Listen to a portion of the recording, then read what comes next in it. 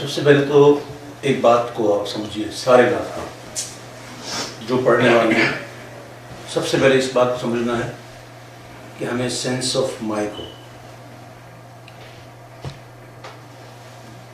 آپ sense of mic سمجھتے ہیں؟ مائک کیوں ہوتا ہے؟ یہ اسپیکر لگے ہوئے ہیں اور مائک لگایا ہوا ہے، کیوں؟ اس لیے لگایا ہوا ہے کہ ہماری آواز بآسانی دوسروں تک پہنچے، ہمیں زور لگانا پڑے. تو یہ کام اسپیکر کر رہا ہے.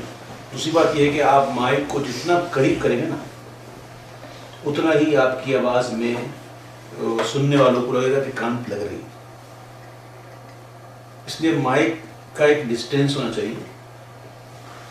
اور بالکل منہ میں ڈال کے مائک پر پڑھنا یہ بیماری ہے، یاد رکھیے گا. کیونکہ آپ نے اکثر دیکھا ہوگا کہ میں نے اپنا مائک الگ ہوتا ہے، میرا مائک دیکھا. وجہ اس کی یہی ہے کہ ہر کوئی پڑھتا ہے ایک ہی مائک اور منہ لگا کے پڑھتا ہے. اب ظاہر ہے کہ اس کے منہ کے اندر کئی وہ کھانا پینا، اس کا یہ وہ، اس کی تھوکیں، اس کے اور معاملات ہوتے ہیں. کوئی پان کھانے والا ہوتا ہے، کوئی پتہ نہیں کیا ہوتا ہے. تو ہمیں یہ تجربات ہوئے ہیں کہ مائک کے اندر اتنی اسمیل ہوتی ہے، شاید آپ لوگوں کو بھی کبھی محسوس ہوئی ہو. اتنی اسمیل ہوتی ہے کہ وہ برداشت نہیں ہوتی ہے، اس سے کبھی وومٹنگ ہو جائے گی. تو یہ طریقہ ہی غلط ہے کہ مائک کو منہ لے کر پڑھنا. ہمیشہ مائک کو آپ اتنا فاصلہ دیں. میرے کریم سے قطرہ کسی نے مانگا، میرے کریم سے